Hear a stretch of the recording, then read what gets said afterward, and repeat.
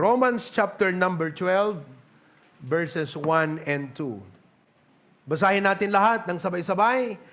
Ilocano muna tayo bago sa English. Page 1275 sa inyong Pi Bible. Ilocano, ready? Read. Dawatek ngarud kada kayo kakabsat, gapo kadigiti kaasi ti Dios, ngay paayo dagiti bagbagiyo, nga daton asibibiyag. Nasantuan, an-anamungan iti Dios, iso nga maiparbeng nga in kayo panagserbi. Ket di kayo umabuloy ito'y alubong, no di ket agbalbaliw kayo, gapo iti pan nakapagpabaro ti isipyo, tapno mapaneknekan yo, no anya itinasayaat, ken an-anamungan, ken naan-anay, apagayatan iti Dios. Let's read from the English. I beseech you therefore, brethren, by the mercies of God, that ye present your bodies a living sacrifice, holy and acceptable unto God, which is your reasonable service. And be not conformed to this world, but be ye transformed by the renewing of your mind, that ye may prove what is that good and acceptable and perfect will of God. Ang pamagat ng ating leksyon ngayong umaga ay to successfully fulfill God's will, we have to overcome 8 challenges. Sino po sa inyo nais niyong matupad sa inyong buhay ang kalooban ng ating Diyos? Taas ang kamay. Dakilang Diyos, tulungan niyo po ang inyong lingkod. Please renew my strength, a fresh energy, that I could deliver your word, emphasize your will, and help your people overcome the obstacles, the hurdles and difficulties na siyang pumipigil sa kanila, sa kanilang pagtupad sa iyong kalooban at plano sa kanilang buhay. Salamat, O Diyos, itong aming dalangin sa pangalan ni Jesus. Amen at amen. Pwede na tayong makaupo. Ang ating Diyos ay may napakagandang layunin, plano at kalooban para sa ating buhay. Ikaw man ay bata o matanda, God has the best plan and will for each and every one of us. Si Jeremiah ay isang prophet ng Panginoon. At ang sabi ng Diyos sa kanya, mula pa sa kanyang tiyan ng nanay niya o sa tiyan ng nanay niya, nung siya ay bago pa isilang, ang Diyos ay may plano na para sa kanya. Biruin mo yon. Ano ba sa Tagalog yung masiksikog, ba isiksikog pelang? Nasa sinapupunan pa lang ng kanyang ina, may plano na ang Diyos para sa kanya. Babe, hindi pa ipinapanganak, ha? You know? Amen. And God has a plan for each and every one of us. Sabi mo sa katabi mo, may plano ang Diyos sa buhay mo.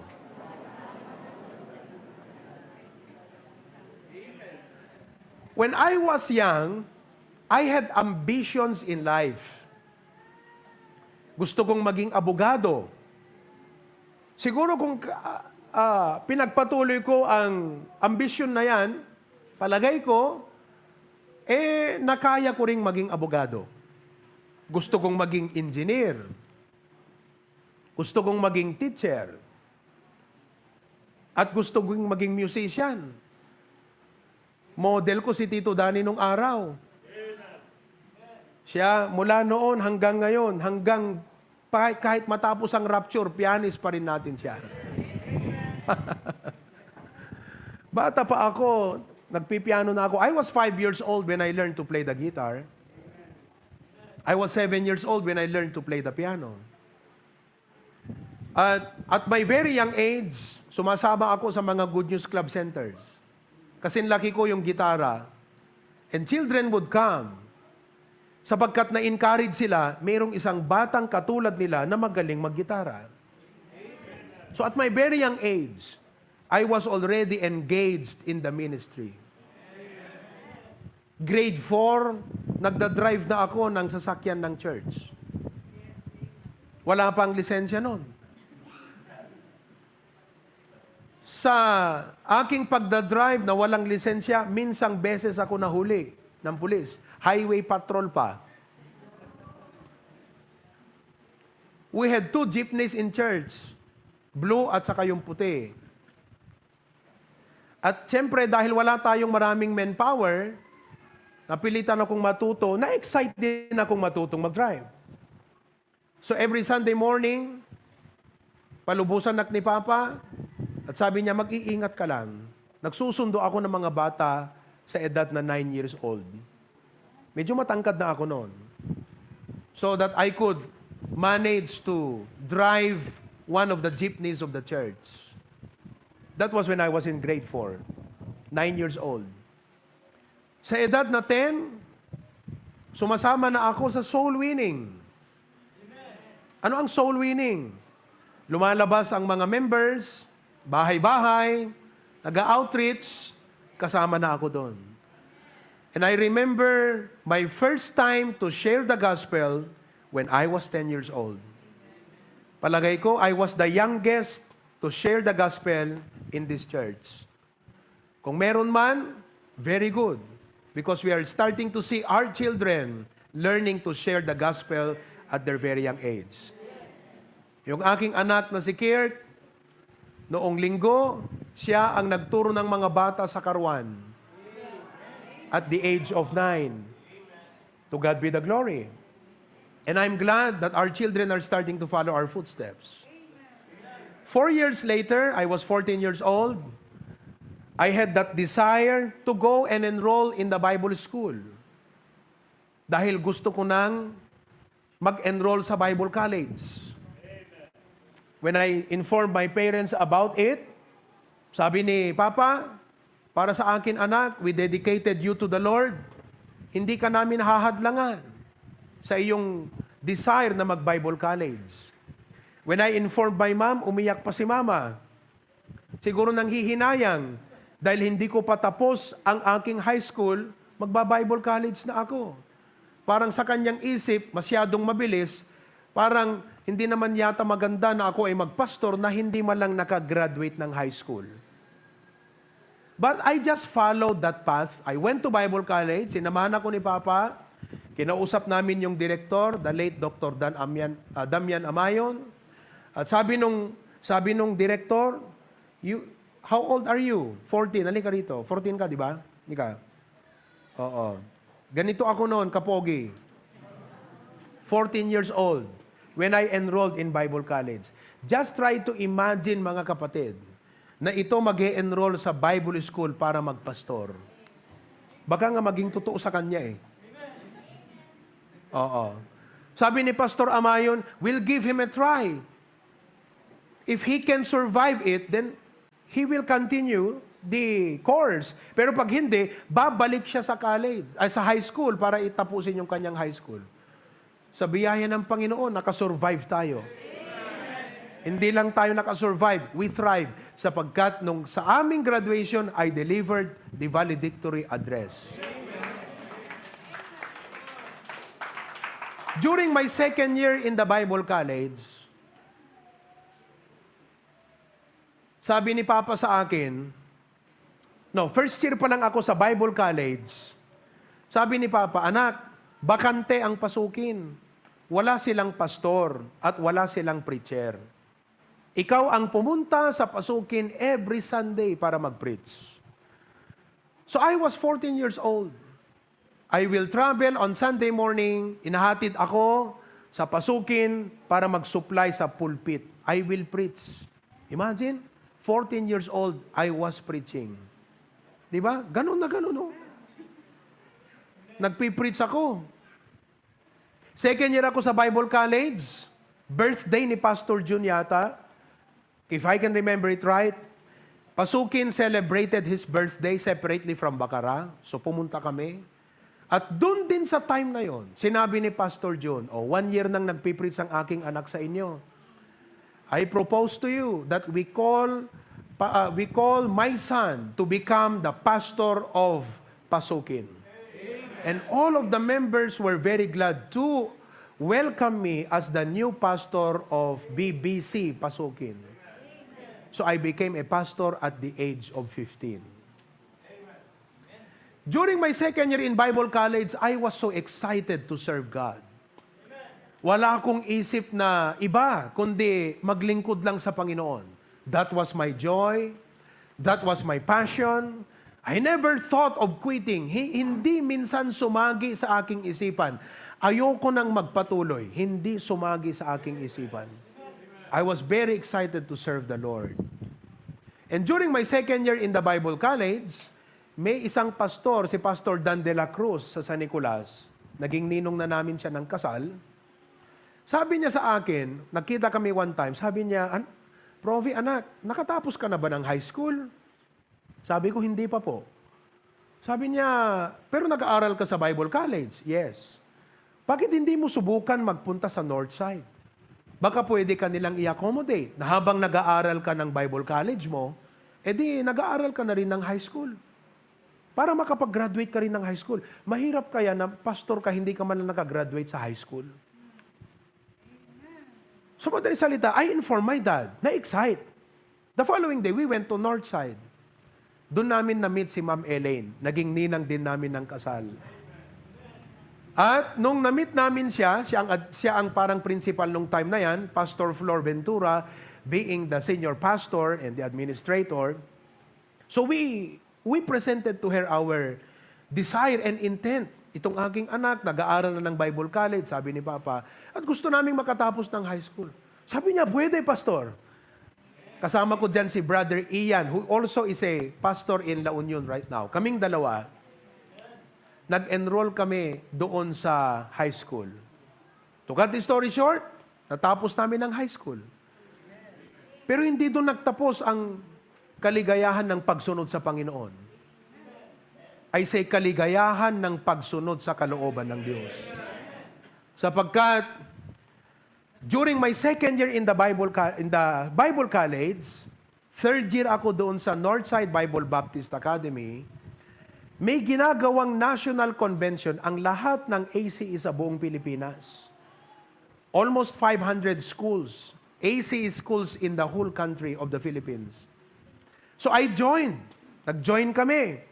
Personally, doon ako sa preaching contest. Marami yan eh. May athletic, mayroong literary, may musical, parang kumbaga sa public school, palarong pambansa. Pero andun lahat. So nag-join ako sa preaching competition. Ginanap ito sa Lingayen, Pangasinan. The memory is very fresh in my mind. I was inside that bus, kasama ko yung mga schoolmates ko. Sapagkat nung time na yan, medyo magulo yung mga lalaki, pinagsasabihan pa namin sila, ang gugulo nyo, ganyan, ganyan, ganyan. And then, out from that sound system, I heard my name. I heard my name. Ewan ko pangalan ko yon. Yeah. I was being called sapagkat ako na ang next doon sa mag-preach. So, siguro mga 500 meters, tinakbo ko pa yan. From our bus, papunta doon sa room kung saan ginaganap yung preaching competition. Pagdating ko doon, patapos na yung aking susundan. So, after him, I stood up. Siyempre, ano ba sa Tagalog yung... Ang sangka? Ano yun? Medyo hinihingal pa ako. So I stood up and said, I'm Profi Cadilinya from Northside Bible Baptist Academy, and the title of my piece today is Success. Doon ako nag-preach. To cut the story short, during the awarding day, siyempre, sabi ko noon, mukhang hindi ko na-deliver ng maayos yung aking preaching. Pero sumigaw lang ako ng sumigaw doon, mga kapatid. At nakita ko doon narinig ko ang aking pangalan doon sa awarding, second place ako. Lumundag ako sa galak. Tinawagan ko agad sila Papa at sinabi ko, Pa! Isa ako sa mga candidate to represent the Philippines to go to the US. Sapagkat ang first place hanggang fourth place first place and second place, sila ang qualified na magpunta sa US. Okay? Nasa conference kayo nun man. Ayun. Ito ang kagalakan ng pagsunod sa Diyos. Talagang yung kwento ng buhay mo, kwento ng biyaya ng Panginoon lahat yan. Ibang klase pag sumunod ka sa Diyos. So, we started to secure documents to prepare for our going to the US. Sabi ni Papa, sasamahan kita. So both of us, nagpa-interview sa US Embassy. Nakapasa kami. To God be the glory. Single entry lang. But during my third year in the Bible College, ewan ko third year, fourth year ako sa Bible College nung time na yan. Napunta kami sa US, that was 2002. The International Convention was held in Flagstaff, Arizona, USA. It was never in my ambition and dream to go to the US. But when you follow God, all these things shall be added unto you. So we went to the US. Punta kami sa Flagstaff, Arizona, where the event, International Convention was held. And, of course, doon ako sa preaching competition pa rin.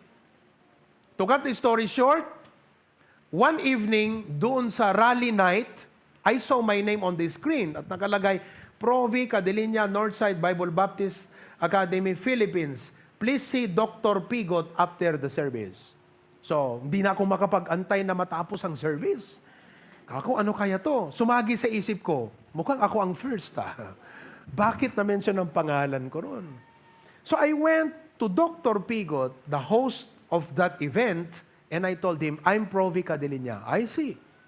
Okay, you will deliver your piece during the awarding day. Mga kapatid, nag-command performance ako. Yung aking 7-minute na preaching piece, naging 15 minutes. Same words. But for every phrase or statement, I gave my best shot. And people were clapping their hands. 5,000 in the crowd. It was overwhelming and exciting at the same time. So you can just feel the mixed emotion I had. Grabe. Sabi ko, Lord, what an opportunity. Later on, iniisip-isip ko, kung mauulit man akong mag-preach before 5,000, siguro, Lord, in the next 20 or 30 or 40 years, 5,000 ng attendance ng church namin.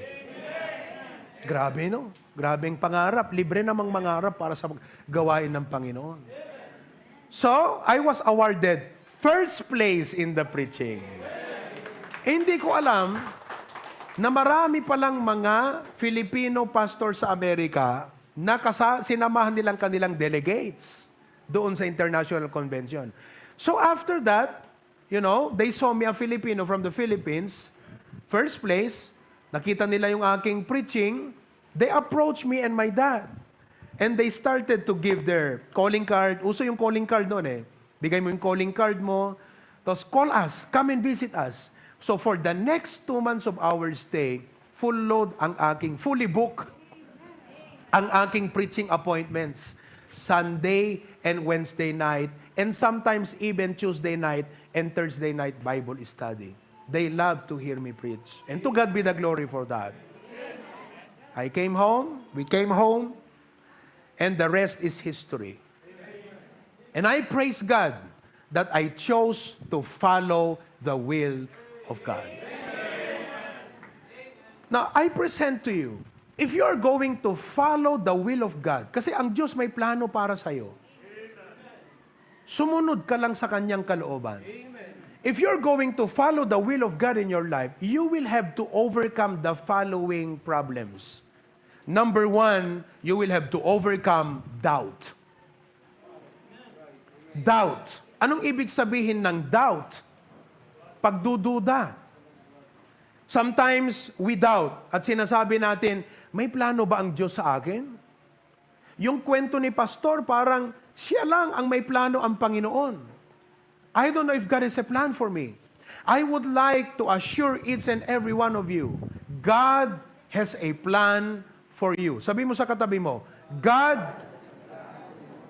Ilagay mo nga yung verse na sinabi, "For my thoughts are higher than your thoughts." Isaiah, get your Bibles please. Isaiah, I want you to see this verse and let this verse sink into your mind. Isaiah. Okay? Chapter 55, verse number 8. Isaiah chapter 55, verse number 8. Basahin natin lahat. Ilocano, ready? Go. Tadagiti pampanunot ko, saan yu apampanunot? Ket dagiti daldalan ko, saan damit adaldalan daldalan nyo, saan damit adaldalan ko kunati apo. Let's read from the English. Everybody, read with me. For my thoughts are not your thoughts. You have your thoughts.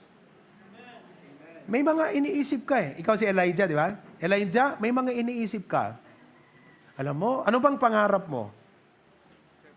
Chef. Oh. Si Elijah, gusto niyang maging chef. May iniisip ka. Pero are you aware, Elijah, may iniisip din ang Diyos para sa'yo? Sabi mo sa katabi mo, may iniisip ang Diyos para sa'yo. My thoughts are higher than your thoughts. Next, read. Neither are your ways. Yung mga kaparaanan mo, iba sa akin.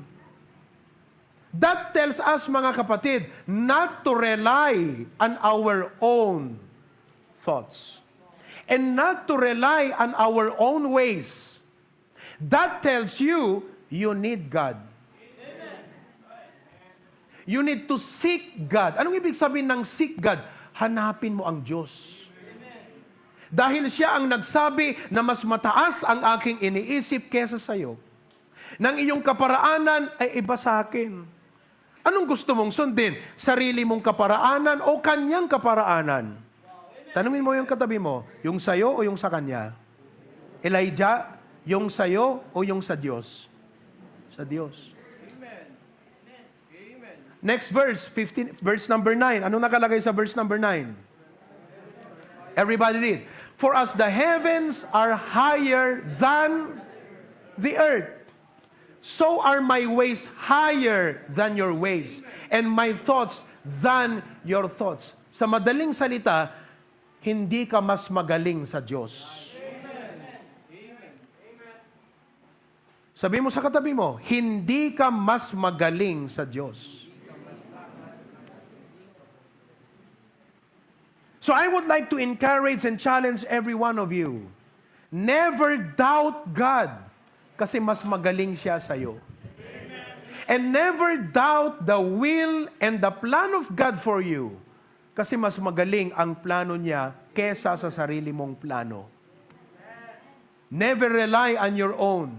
In all thy ways, acknowledge Him and He shall direct thy paths. Don't doubt God's will. Tell your seatmate, don't doubt God's will.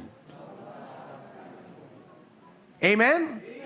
So ngayong umaga, sabi mo, Lord, mahina man ako, may mga takot ako, hindi ko man maunawaan pa lahat, pero ako'y naniniwala na maganda ang plano mo para sa akin at susunod ako dyan.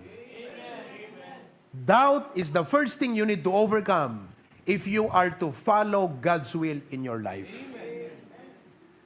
By the grace of God, nung ako po ay pumasok sa Bible College, wala akong doubt. I never said, God, I'm too young. Wala. Lord, pwede bang makatapos muna ako ng high school? Hindi. Talagang I was bent, I was set to go and enroll in the Bible College. That was the overriding desire in my heart. And I praise God. I followed God's bidding in my heart. Sapagkat pag hindi, I could have missed. And I'm telling you, when you allow doubt to rule your mind, you will miss God's best for you. Amen? Amen? Pangalawa, the second thing that you need to overcome is not only doubt, but also fear. So itong doubt and fear, medyo magkapatid. takot.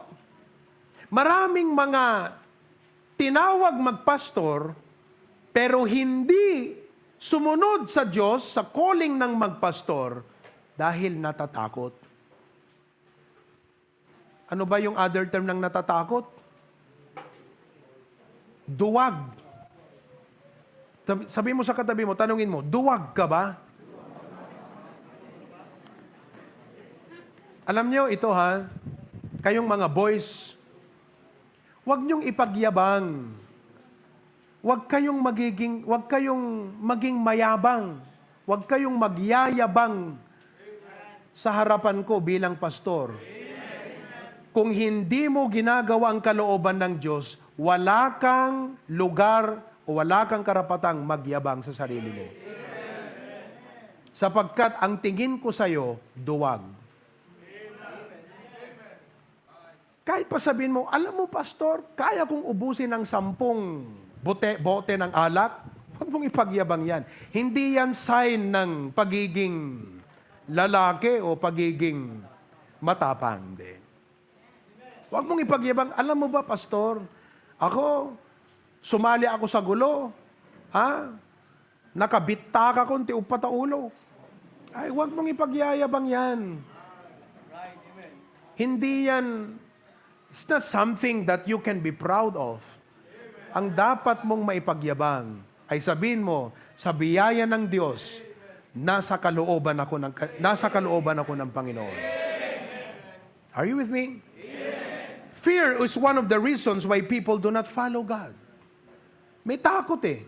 Halimbawa, sabi ng Diyos, give your tithes and offering. Natatakot kang ibigay. Kasi iniisip mo, what if?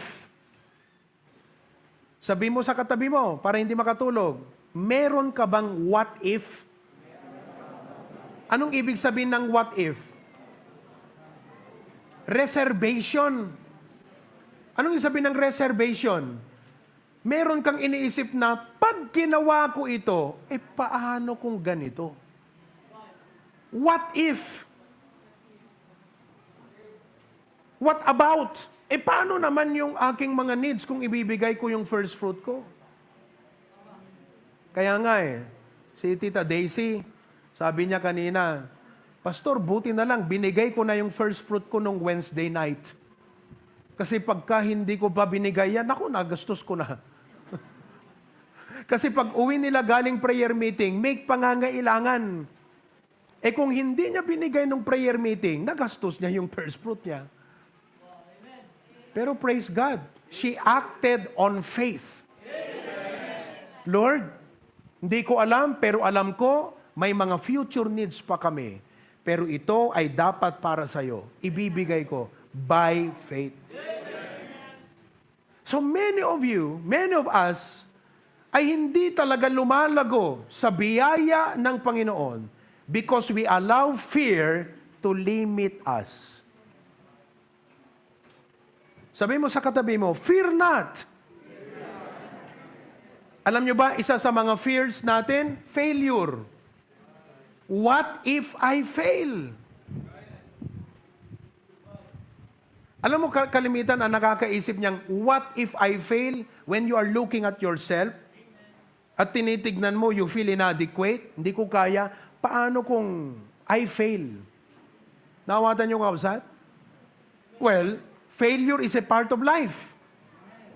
Because without failure, you do not grow. What you need to change is your mindset. Your perspective on failure. What if I fall? Diba? Paano kung ako madapa? Alam nyo, Isaiah 41:10. Ipakita ko sa inyo ang verse na to. Isaiah 41 verse number 10. Kasi I believe this is a message that you should hear because marami sa atin ang dapat may ginagawa para sa Panginoon but something is holding you back. Tanungin mo nga sa katabi mo, ikaw ba yun? Ikaw ba yung nasabi ni pastor na meron ka dapat ginagawa para sa Diyos pero may pumipigil sa'yo? Come on, ask your seatmate. Oh. Ask your seatmate. Tanungin mo, makaturog, taka-abay mo. Ayun, makakatulog si Eduardo, nagpapamassage. Hello? Isaiah 41:10. Tingnan nyo sa Isaiah 41:10. Basahin natin. Everybody read. Grabe naman yan. Fear thou not. Anong sabi?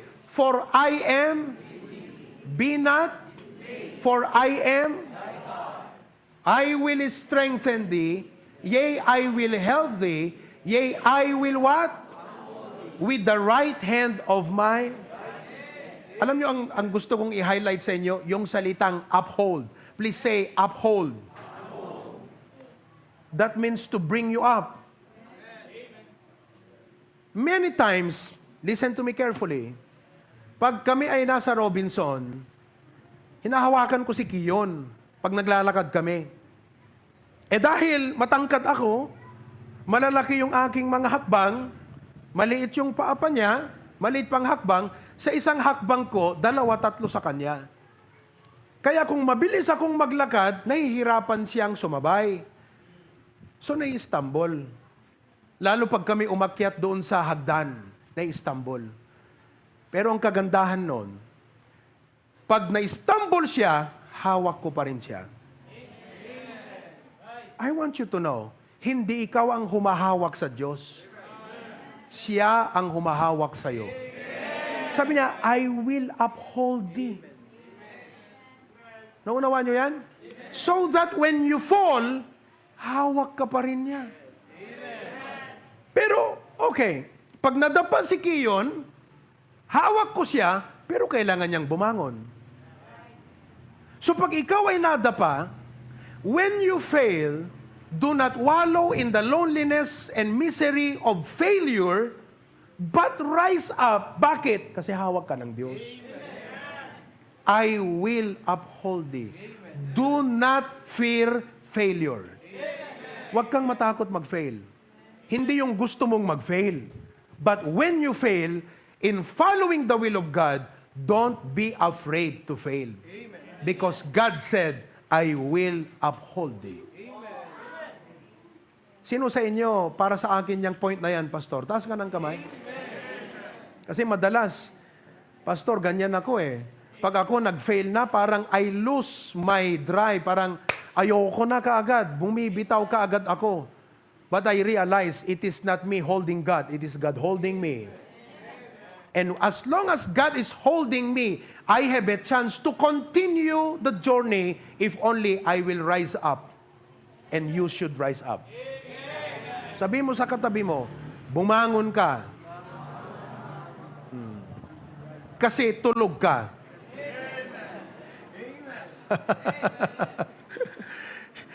Amen, mga kapatid? Nagpindas. Basahan tayo man pa verse one more time. Madalas tayo, pag nag-fail tayo, gumuguho, parang, ano ba yung gumuguho? Yung collapse, tama ba ako? Halimbawa, 5 years ka nang nagsiserve sa Lord. Tapos na-fail ka lang one time, parang you begin to fear that failure, what will people say and all. Gumuho ng lahat, parang yung itinayo mong confidence mo, for 5 years, biglang nawala sa isang iglap. Because you did not know, you failed to realize, to get the right perspective in failure. Basahin nga natin muli, Isaiah 41:10. Read everybody. Fear thou not, for I am with thee. Be not dismayed, for I am thy God. I will strengthen thee, yea, I will help thee, yea, I will uphold thee with the right hand of my righteousness. What a blessing. Another fear is the fear of criticism. The fear of criticism. If failure speaks of probably past sins, and I want you to remember that God's grace is bigger than your sins, God is also greater than your critics. So don't focus on your critics. Look on God. Alam niyo po kung bakit? Logically speaking, hindi naman yung mga critics mo ang pinagmumulan ng tagumpay mo eh.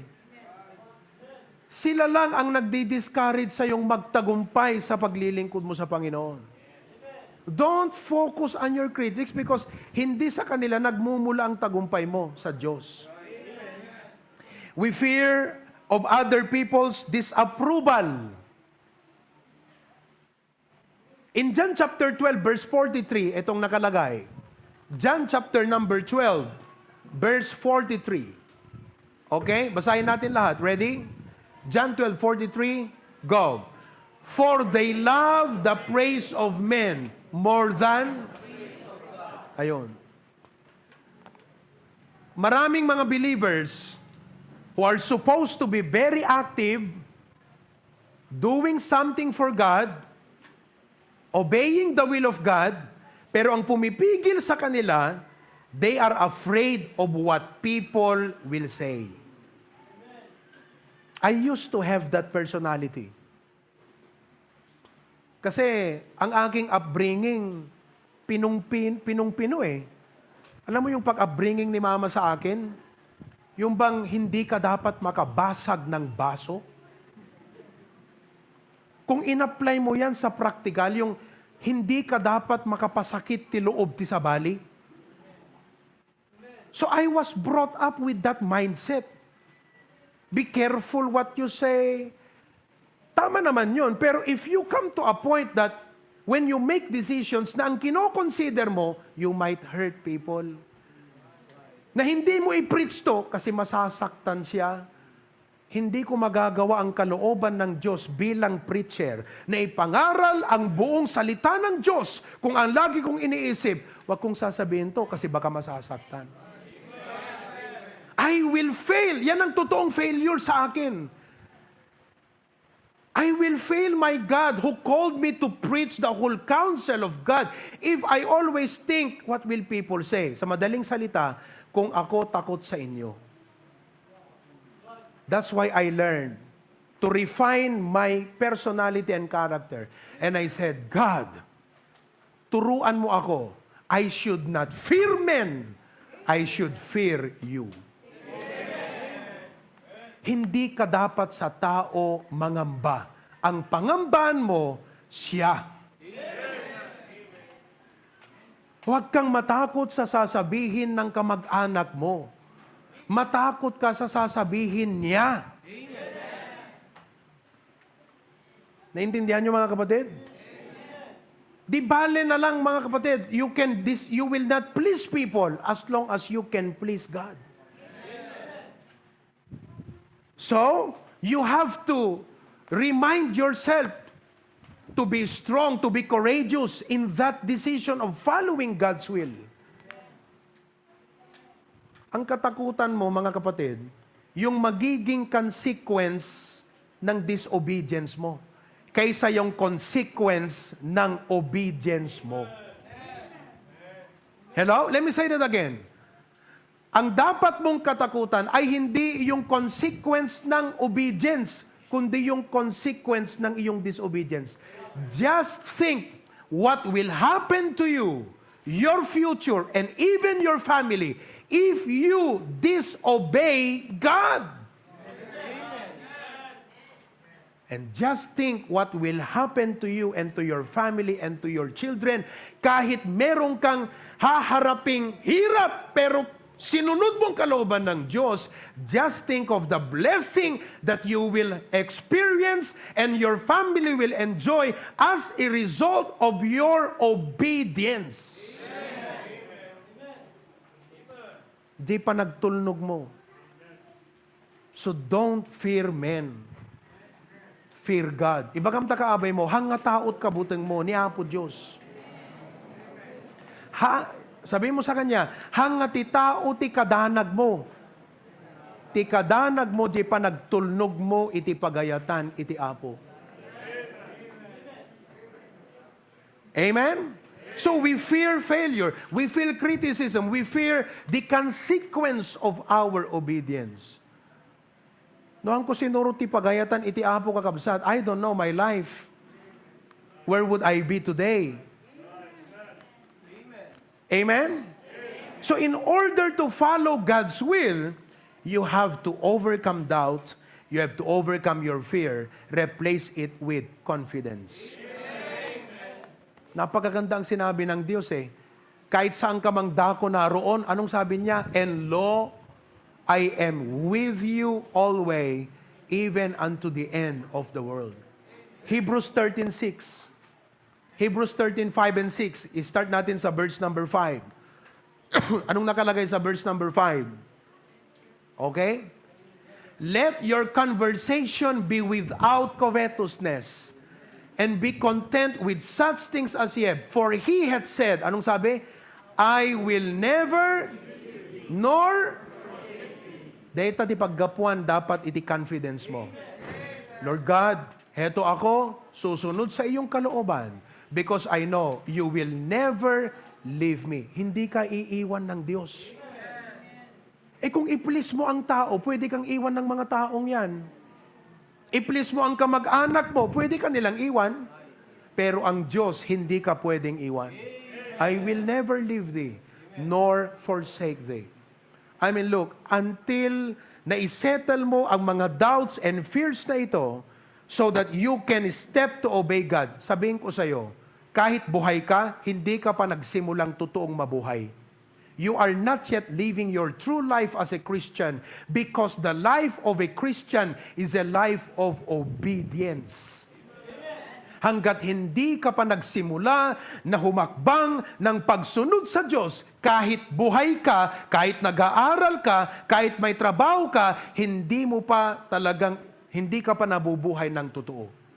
You have never lived your true life. Because true Christian life is a life of obedience to God. Now ask your seatmate, are you in the center of God's will? Are you living in the center of God's will? Hello? Nabubuhay ka ba sa sentro ng kalooban ng Diyos? Amen? Remember this. When you begin to disobey God, pag ikaw ay sumuway, tama ba yung disobey, sumuway? Pag ikaw ay sumuway sa kalooban ng Diyos, kahit pa sabihin mong maganda ang mga pangyayari, mas nakakatakot yun. Because the Lord will place a big fish in your future upang ibalik ka sa kanyang kalooban. Just as what happened to Jonah. Nakabili ng ticket eh. In his disobedience, God said, go to Nineveh. He went to Tarshish. Nakabili ng ticket. Nakasakay doon sa barko. Nakasakay. So parang iniisip mo, okay. But he knew he was disobeying God. And I'm telling you, kung Kristiyano ka, alam mo sa puso mo if you are disobeying God. Because you have the Holy Spirit of God in your life. But, storm came. Jonah realized his disobedience, and he was thrown into the sea. A big fish came to swallow him, so that yung fish na yun will bring him to the will of God. Mahal ka ng Diyos. He wants the best for you. And His thoughts are higher than your thoughts. His ways are higher than your ways. Obey His will. Ano man ang pumipigil sa'yo, doubt, fear, we'll continue it next time, 6 pa yon. Pero ano man ang pumipigil sa'yo, do not allow these obstacles to stop you from being and doing the will of God for your life. With God's will, you can never go wrong. Sabi mo sa katabi mo, with God's will, you can never go wrong. Number 2, doing God's will, no regrets. Doing God's will, no regret. Pag kalooban ng Diyos ang sinunod mo, hindi ka magsisisi. Amen? Now, alam mo, itong message na to, you can go home and do nothing. And say, wala akong pakialam sa preaching ni Pastor. Pumunta ka pa rito. Pumunta ka rito para matuto. Amen? Hindi yung wala akong pakialam sa preaching ni Pastor. But they say, oh, wala akong pakialam sa preaching ni Pastor. I just pray the Lord will touch you and realize the importance of the will of God. And at this point, na-realize mo, oh, thank you for the message. The Lord impressed something in my heart. I need to make changes. I need to alter my schedules, my priorities, so that I can do the will of God for my life. Alam mo, nakakatuwa, hindi sa ipipraise ko sila, but it's about doing the will of God. Nakakatuwa itong mga families natin na ginagamit ng Panginoon sa ating mga outreaches ngayon. Ang layo kaya ng Dingras? Ilang kilometers ba yan, Brother Ray? Ha? 32? 32 kilometers from Bacara to Dingras. But every Sunday morning, start Saturday, pumupunta na yan sila para mag-visitation. To reach out para abutin kayong mga taga-Dingras. Alam mong ibig sabihin sa kanila yan? Self-denial. Alam mong ibig sabihin ng self-denial? Kinalimutan nila ang kanilang sarili upang gawin ang kalooban ng Diyos. Marami silang pwedeng gawin ng Sabado. May family eh. Pwedeng mag-business sanang gawin na lang nila pag Sabado. May mga pwedeng gawin yan. Pero look, self-denial, they go to Dingras, Brother Darrell and family. They travel to Dingras Saturday, back. Siyempre, si Rohel, full-time worker natin yan. Leading them. Sunday, back and forth. That is self-denial. But what is that? Doing the will of God. Amen? Oh. Let's do the will of God. Tell your seatmate, gawin mong kalooban ng Diyos.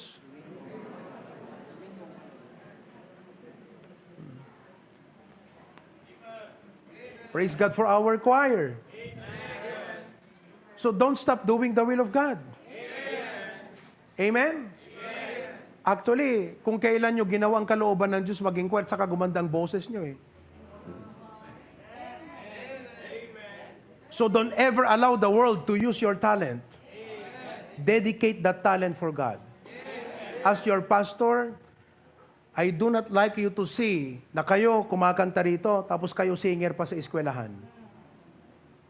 Dapat sanctified yan para sa Panginoon yan. Only for the Lord.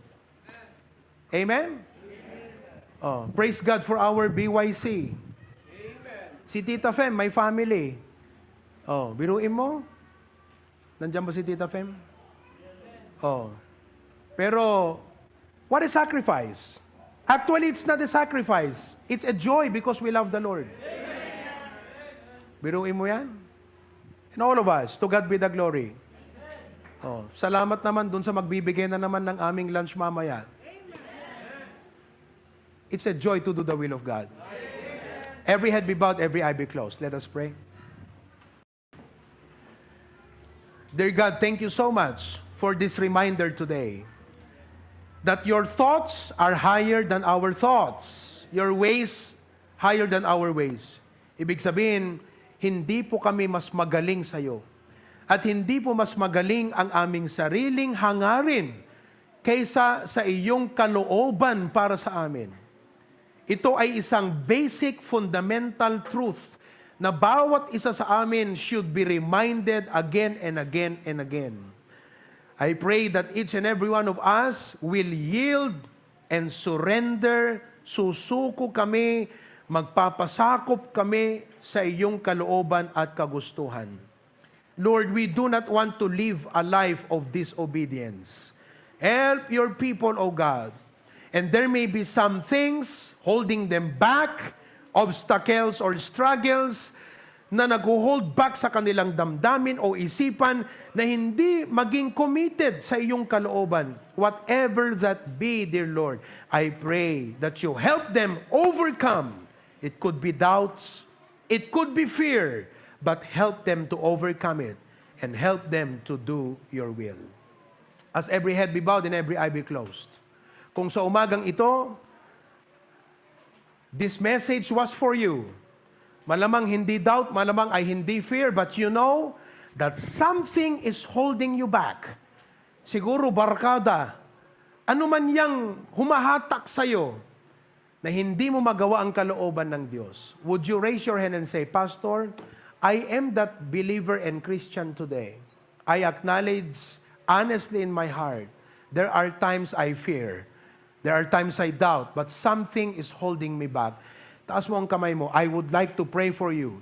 Gusto kitang tulungang manalangin na maalis, ma-overcome mo ang anumang obstacle sa buhay mo in doing God's will. Taas ang kamay, come on. Pray for me, Pastor. Amen, amen, amen. Huwag kayong mahiya. Taas ang kamay nyo. Oo, gusto kong sumunod sa kalooban ng Diyos. Amen. Put down your hands. To God be the glory. To God be the glory. Lord God, you see those hands.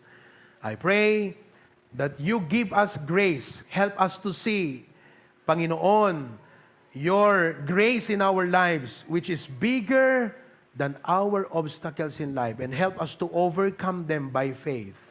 In Jesus' name we pray. All of God's people say? Pakita mo kang Australia. I remember one time, si Brother Michael, matagal nang nag-attend ng Bible study. Tumayo ka nga, Michael. Michael, tayo ka. Tayo, Michael. Yan. Michael de los Santos. Nabay nga attend the Bible study din. Nag-ask itong si Sister Glyza tungkol sa issue ng tithes. Hindi ko alam na gusto niya pala ma-enlighten silang dalawa. Kasi kay Brother Michael, wala naman siyang against sa tithes. Damagamanta ka, abay mo, tithes ka mo lang. Oh. Hello? Tanungin nyo. Kayong mga nasa sanctuaries, outreaches, mga nasa AV, tanungin nyo mga katabi nyo, nagta-tithes ka ba? Ayon. Tatagakabsat, wala siyang against sa tithes. Okay siya.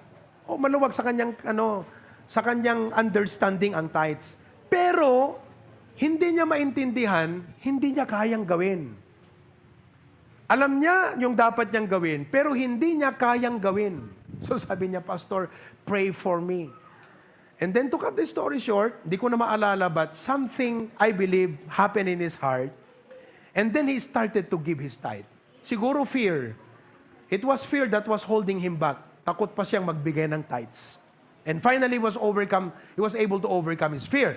So he was able to give his tithe. Nagsimula. And to God be the glory, both of them, he and his wife, faithfully give their tithe to the Lord every month. And I could tell you, it will take 2 or 3 hours if we will ask them to give their testimony of blessings and answered prayers as a result of their faithful obedience to God. Amen ba, Brother Michael, Glyza? Wag na, kasi baka iiyak na naman kayo. Amen? But praise God for that.